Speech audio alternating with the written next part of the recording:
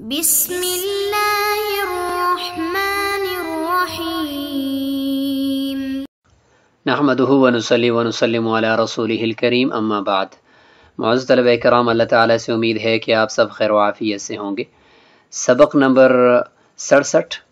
اور اس سبق میں فصل فی الطلاق قبل الدخول کے اندر ہی صاحب ہدایہ نے کنایہ طلاق کا ذکر شروع کر دیا، جو باب ایقاع طلاق کا ایک مستقل حصہ ہے اور مستقل ایک قسم ہے، اور ساتھ ہی اس فصل کی گویا کہ یہ دوسری بحث ہے۔ پہلی بحث غیر مدخول بیاہ عورت کی طلاق سے متعلق ہی تھی، لیکن اب جو ہے وہ کنایہ طلاق ہے، اور اس میں غیر مدخول بیاہ اور مدخول بیاہ دونوں کے احکام چونکہ ہیں تو اس لیے اس کو طلاق قبل الدخول والی فصل میں ہی ذکر کر دیا۔ تو کنایہ طلاق کا مفہوم اور اس کی پہلی قسم کا بیان انشاءاللہ اس فصل کے اندر آئے گا، اور فصل کے اندر تو چونکہ اور مسائل بھی تھے، لیکن اس بقیہ فصل کے حصے میں انشاءاللہ یہ ہم ذکر کر رہے ہیں۔ وَأَمَّا الضَّرْبُ الثَّانِي، جہاں تک دوسری قسم کا تعلق ہے، یعنی باب ایقاع طلاق کے شروع میں فرمایا تھا کہ طلاق کی دو قسمیں ہیں، اور طلاق صریح اور طلاق کنایہ، یعنی وقوع کے اعتبار سے، واقع کرنے کے اعتبار سے یہ دو قسمیں تھیں۔ صریح کا ذکر مکمل ہو گیا اور اب کنایہ کا ذکر شروع ہو گیا۔ وَهُوَ الْكِنَایَات، یہ یعنی ایسے کچھ الفاظ جو طلاق کے لیے بھی وضع کیے جا سکتے ہیں، طلاق کے معنی کا بھی ان میں احتمال موجود ہے، اور ساتھ ہی کسی دوسرے معنی کا بھی ان میں احتمال موجود ہے۔ تو ایسے الفاظ اگر شوہر بیوی کو بولتا ہے تو اس میں چند چیزوں کا خیال رکھنا پڑے گا، تب ہم اس کی طلاق کو، یعنی اگر وہ واقع کرنا چاہتا ہے اور اس کو شدید مجبوری ہے تو چند چیزوں کو دیکھنا پڑے گا۔ نمبر 1، نیت ہونی چاہیے، یا نیت کے قائم مقام، وہ سچویشن، وہ حالت جس حالت میں یہ الفاظ بولے گئے، غصہ کی حالت یا مذاکرہ طلاق کی حالت کے بیوی اس سے طلاق مانگ رہی تھی یا طلاق ہی کی کوئی بات چل رہی تھی، اس دوران یہ اس نے الفاظ بولے ہیں، تو پھر یہ نیت کے قائم مقام ہو جائیں گے۔ پھر وہاں پہ نیت کی ضرورت نہیں ہوگی، جب قاضی فیصلہ کرے گا تو وہ کہے گا کہ ٹھیک ہے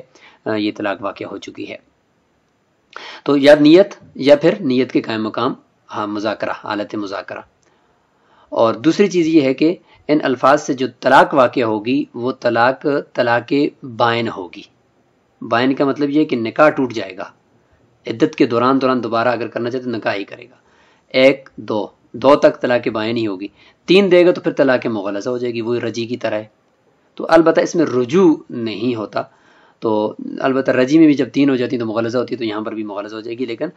طلاق بائن کے اندر رجوع نہیں ہوتا۔ بائن کا مطلب ہے کہ جدائی ہو گئی ہے اور اب عدت کے بعد عورت کسی اور جگہ پہ جا کر نکاح کر سکتی ہے، نکاح اس سے فوری طور پر ٹوٹ جاتا ہے۔ تو یہ اس کے 2 بنیادی حکم ہیں۔ تو اب ہم دیکھتے ہیں، فرماتے ہیں کہ لا یقع بہا الطلاق، ان کنایہ الفاظ سے طلاق واقع نہیں ہوگی الا بالنیہ، نمبر 1 نیت کے ساتھ، او بدلالت الحال، یا حالت کی دلالت کی وجہ سے، وہاں پہ جو حال اور وہ صورتحال جو چل رہی ہے جس دوران یہ الفاظ بولے گئے ہیں، اس کی دلالت کی وجہ سے، وہ بھی نیت کے قائم مقام ہے۔ لأنها غیر موضوعۃ للطلاق، اب دلیل دے رہے ہیں کہ ان سے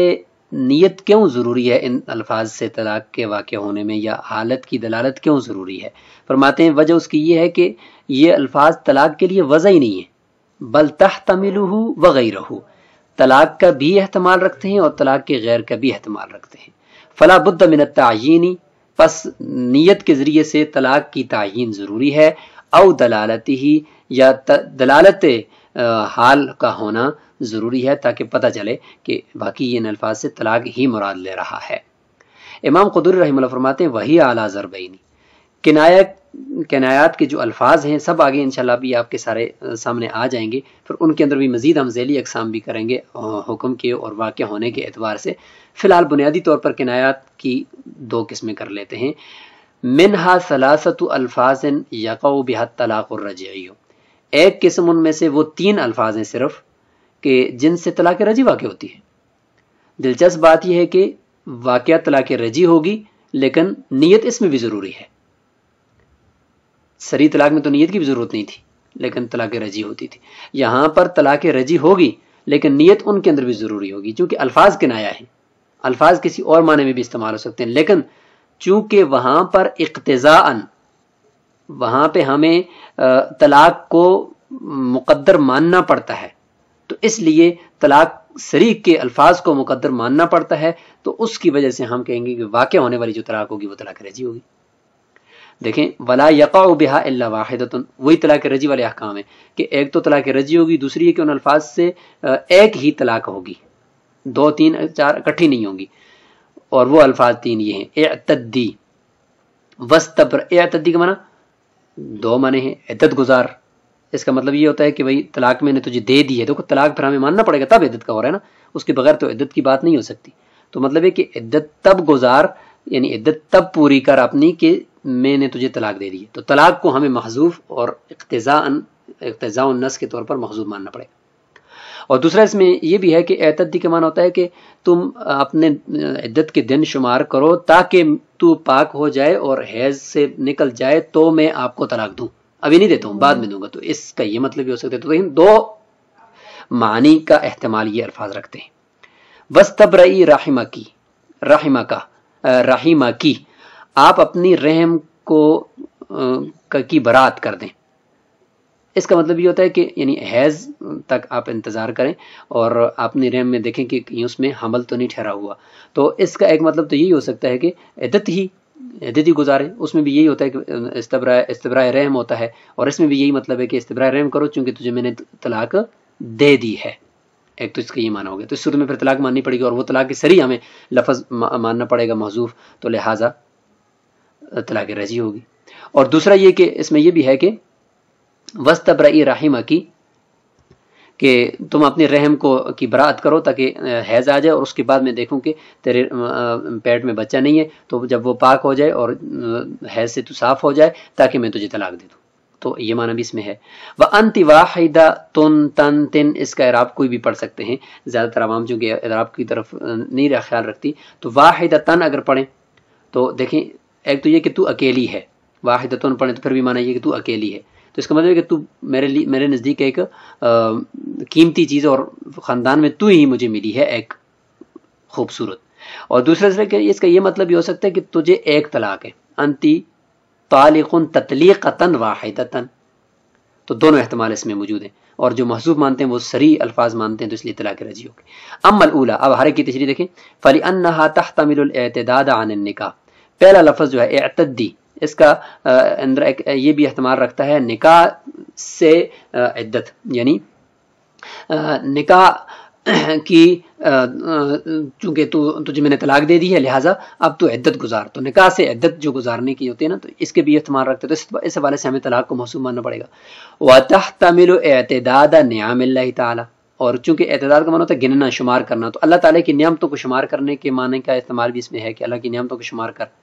دونوں احتمال ہیں۔ فَإِنَّ وَالْأَوَّلُ، پس پہلے معنی کا اگر نیت کرے گا تو تعین بنیتی، تو وہ معنی متعین ہو جائے گا اس کی نیت کی وجہ سے، تو فَيَقْتَضِي، تو جب وہ متعین ہو جائے گا اعتدی کا معنی کہ عدت گزار، تو پھر وہ تقاضا کرتا ہے طلاقاً سابقاً، اس سے پہلے طلاق کی سبقت کرنے کا، کہ طلاق ہے تو تب عدت گزار، تو لہذا طلاق ماننی پڑے گی ہمیں۔ اور وہ طلاق، اور جب طلاق صریح جب ہمیں ماننا پڑے گا تو یعقب الرجع، وہ کیا ہوتا ہے، رجعت کو پیچھے لے کر آتی ہے، یعنی وہ طلاق رجعی اس سے واقع ہوتی ہے، صریح لفظ ہم نے محذوف مانا ہے تو لہذا اس کے بعد پھر رجوع ہوگا تو طلاق رجعی واقع ہوگی۔ وَأَمَّا الثَّانِيَةُ، دوسرا لفظ جو تھا استبرئ رحمکی، فرماتے ہیں اس کے اندر بھی 2 احتمال ہیں، فَلِأَنَّهَا تُسْتَعْمَلُ بِمَعنى الاعتداد، ایک تو یہ اعتداد کے معنی میں یہ استعمال ہوتا ہے، اعتدی کے معنی میں عدت گزار، اس میں بھی رحم کو بری کر، یعنی حیض سے پتہ چلے کہ تیرے رحم میں بچہ ہے یا نہیں، تو عدت کے اندر بھی یہ ہوتا ہے، استبراء رحم کے اندر بھی یہ ہوتا ہے، دونوں ایک ہی معنی میں، لِأَنَّهُ تَصْرِيحٌ بما هو المقصود منه، عدت سے جو چیز مقصود ہوتی ہے اس کی صراحت استبراء رحم کے اندر ہے، تو دونوں ایک ہی چیز ہوگی۔ فکان بمنزلتی، تو وہ لہذا یہ اعتدی کی ہی مرتبہ میں ہے کہ میں نے تجھے طلاق دے دیا لہذا اپنا استبراء رحم کر، اور اس صورت میں پھر طلاق ماننی پڑے گی۔ وتحتمل الاستبراء، اور ساتھ ساتھ اس چیز کا بھی احتمال رکھتا ہے کہ تو استبراء رحم کر، لیطلقها، تاکہ شوہر کہتا ہے کہ میں نے تجھے طلاق دینی ہے لہذا استبراء رحم کر کے پتہ چلے کہ تیرے پیٹ میں بچہ ہے یا نہیں، تو اس معنی میں تو ابھی تک طلاق واقع نہیں ہوئی۔ وَأَمَّا الثَّالِثَةُ، تیسرا لفظ ہے جی انتی واحدتن، تو فرماتے فَلِأَنَّهَا تَحْتَمِلُ أَن تَكُونَ نَعْتًا لِمَصْدَرٍ مَحْذُوفٍ، یہ بھی اس چیز کا بھی احتمال رکھتا ہے کہ یہ صفت ہو ایک مصدر محذوف کی، اور معنی یہ ہو کہ انتی طالق تطلیقۃ واحدۃ، فَإِذَا نَوَاهُ، پس جب اس کی نیت کرے گا طلاق کی ان الفاظ میں، تو جُعِلَ كَأَنَّهُ قَالَهُ، گوئے کہ یہی الفاظ اس نے بولے ہیں۔ وَالطَّلَاقُ يُعَقِّبُ الرَّجْعَةَ، اور طلاق جو ہوتی ہے جب سری طلاق ہو تو وہ رجعت کو پیچھے لے کر آتی ہے، مطلب طلاق رجعی ہوتی ہے. وتحتمل غیرہ، اور یہ لفظ انت واحدۃ یہ ایک اور معنی کا بھی احتمال رکھتا ہے، وہ یہ کہ وہ ان تکون واحدۃ عنده، کہ اس کے نزدیک، شوہر کے نزدیک وہ ایک یکتا ہے اور ایک یکتا موتی مجھے ملا ہے. او عند قومی، یا خاندان کے نزدیک، میرے خاندان کے نزدیک تو ایک واحد ہے کہ جو تیری ہمارے درمیان ایک قدر ہے. تو یہ مطلب اس کا ہو سکتا ہے. ولما احتملت هذه الالفاظ الطلاق وغيره، جب یہ الفاظ طلاق اور غیر طلاق دونوں کا احتمال رکھتے ہیں تو يحتاج فيه الى النیہ، تو اس میں نیت کی ضرورت ہوگی. اور ولا تقع الا واحدۃ، واقعہ اس میں جو طلاق ہوگی وہ ایک ہوگی. کیوں؟ لأن قوله انت طالق، کیونکہ اس کا یہ قول انت طالق فیها، ان تینوں الفاظ کے اندر مقتضن، اقتضاء کے طور پر، یعنی ضرورت تھی ہمیں کہ اس لفظ کو ہمیں محذوف ماننا پڑے اور اس کو وہاں پہ مضمر ماننا پڑے. مقتضن کا معنی کہ اقتضاء النص کے طور پر ہمیں پھر یہ ماننا پڑتا ہے. تو جب ماننا پڑتا ہے تو پھر اس سے تو طلاق رجعی ہوتی ہے اور ایک ہی ہوتی ہے. او مضمرن، یا مضمر ہے، پوشیدہ ہے. مضمر اسی کو کہتے ہیں کہ جس کا یعنی مانن وہ موجود ہو اور اس کا حکم بھی موجود ہو اور اس کا اثر بھی موجود ہو. تو مضمر اس کا تعلق انتی واحدتن کے ساتھ ہے کیونکہ وہ وہاں پہ مضمر ہم نے مانا ہے. اور مقتضن اس کا تعلق استبرئی رحمہ کی اور اعتدی کے اندر، کہ وہاں پر عدت جب کہہ رہے تو اقتضاء کے طور پر اس بات کا یہ تقاضا کرتا ہے یہ لفظ شدت کے ساتھ کہ اس سے پہلے طلاق ہونی چاہیے تب عدت ہوگی. تو اس لیے وہ مقتضن ہے، یعنی وہ اقتضاء النص کے طور پر وہاں پہ مانا ہے. اور انتی واحدتن کے اندر مضمر ہے کیونکہ موصوف محذوف ہے اور مضمر ہے اور اس کی صفت موجود ہے. ولو کان مظہرا، اگر یہی الفاظ انت طالق وہاں پہ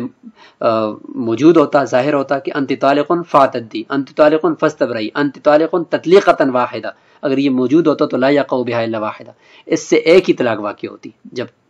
ظاہر ہوتا تو ایک طلاق واقع ہوتی. تو لہذا فاذا کان مضمرا اولا، پس جب وہ پوشیدہ ہے وہاں پر موجود ہے لیکن نظر نہیں آ رہا تو اولا، بہتر ہے کہ پھر بھی ایک ہی طلاق ہونی چاہیے. وفی قولہ، اور اس کا یہ قول انتی واحدۃن، فرماتے اس میں یہ جو واحدۃن ہے، فرماتے کہ ان صار المصدر مذکورا، اگرچہ یہاں پر مصدر تطلیقتن ہمیں مذکور ماننا پڑتا ہے کہ یہاں پر مضمر ہے، واحدتاً اس کی صفت ہے اور تطلیقتاً وہاں پہ مصدر موجود ہے. تو اشکال ہوا کہ جب مصدر موجود ہے تو پھر وہ مصدر تو